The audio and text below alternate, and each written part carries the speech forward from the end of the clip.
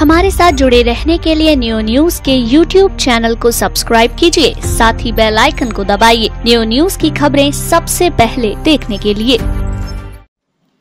लंबे समय से अपने मानदेय की मांग कर रहे शिक्षा मित्र एवं अनुदेशक गुरुवार को बीएसए कार्यालय पहुंचे, जहां उन्होंने अपनी मानदेय की मांग को लेकर बीएसए से मुलाकात की, लेकिन बीएसए ने समस्या का समाधान करने की बजाय उनसे उल्टे ही अजीबोगरीब डिमांड कर डाली।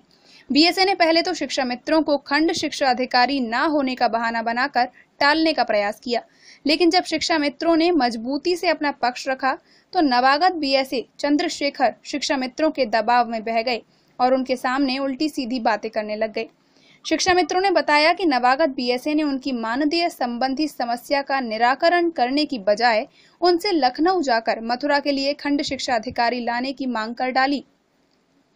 आखिर बीएसए महोदय को कौन समझाए कि जो शिक्षा मित्र पिछले कई महीने से मानदेय न मिलने से परेशान हैं, वो किस नियम और अधिकार के अंतर्गत लखनऊ जाकर खंड शिक्षा अधिकारी लाएंगे।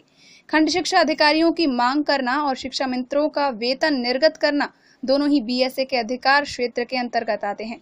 बीएसए से मुलाकात करने के बाद बाहर आए शिक्षा मित्रों ने अपनी मांगों और बीएसए की अजीबोगरीब मांग के विस्वी में बताया। साथ ही उन्होंने एक हफ्ते के अंदर मानदेय न मिलने पर बीएसए कार्यालय का घेराव कर आंदोलन करने की चेतावनी भी दी। मार्च, अप्रैल, मई, जून, जुलाई आज 5 महीने हो गए हैं। इस कार्यालय द्वारा शिक्षा मित्रों का मानदेय का भुगतान नहीं किया गया है। आज 5 महीने से शिक्षा मित्र मात्र 10,000 रुपये में रोटी रोजी के लिए परेशान है। बच्चों को दवाई नहीं दिला पा रहा है, बूढ़े माँ बाप उनके बिस्तर में पड़े, उनको इलाज नहीं करा पा रहा है। तो हम आज बीएस साहब से मिलने आए थे। काफ़ी दिन से हम लोग यहाँ कार्यालय पे आ रहे थे, मेरे कई साथी आ रहे थे, कई ब्लॉक अध्यक्ष आ रहे थे। उनको यहाँ ये इस तरह से टरका दिया जाता था कि अभी बिल नहीं आए हैं या इस तरह की समस्या बता के।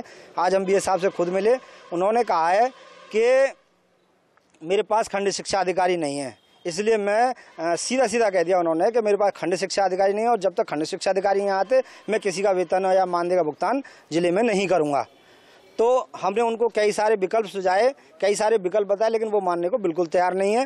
वो कह रहे हैं कि जब तक खंड शिक्षा अधिकारी नहीं आएंगे आप ऐसा करिए कि वो उल्टा हमको विकल्प सुझाने लगे कि आप वहाँ चले जाइए, आप जब इतने ही पावरफुल हैं तो खंड शिक्षा अधिकारी ले आइए। ये शिक्षा मित्रों का काम नहीं है कि वो खंड शिक्षा अधिकारी लेने जाए या किसी के वेतन बिल बनाए। ये बीएस साहब की जिम्मेदारी है।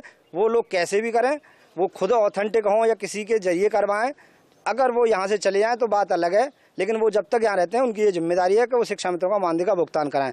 अगर वो हमने उनको आज अपने ज्ञापन के माध्यम से उनको कह भी दिया है कि अगले 7 दिन के भीतर शिक्षा मित्रों के और अनुदेशकों के मानदेय का भुगतान करवा दिया जाए, अन्यथा शिक्षा मित्र इस जनपद का अगले दिन से 7वें दिन के 8वां दिन यहाँ धरना प्रदर्शन के रूप में आयोजन होगा।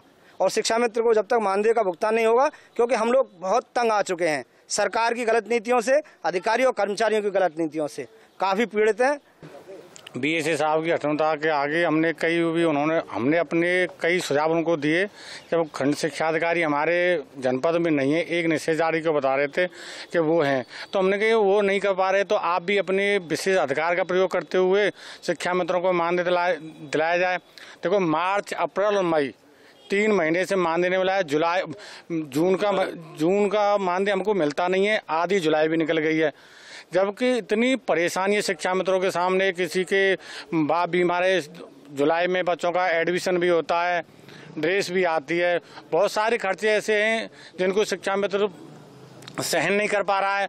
लेकिन हमसे कह रहे थे कि आप लखनऊ चले जाइए, वहाँ से एबीएस की व्यवस्था करवा लीजिए, या तुम्हारे जनपद में 2 कद्दावर मंत्री हैं उनसे मिलिए। मैंने कहा, हमने कहा जब आप अपने विशेष अधिकार का प्रयोग करेंगे तो शिक्षा मित्रों को मानदेय मिल जाएगा। अपनी समस्या लेके आए थे, बीएसए ने अपनी समस्या आपको पकड़ा। हाँ, वो बिल्कुल उन्होंने अपने घुटने टेक दिए, वो मानने को बिल्कुल तैयार नहीं है। अनुदेशकों का वेतन पिछले 5-6 महीने से नहीं मिला है। इसके लिए हम लोग पिछले 1.5 महीने से 1 महीने से प्रयास कर रहे हैं, लेकिन हर बार बीएसए साहब का यही कहना है कि कोई भी एबीएस नहीं है, इस वजह से तुम्हारा वेतन नहीं निकल पाएगा।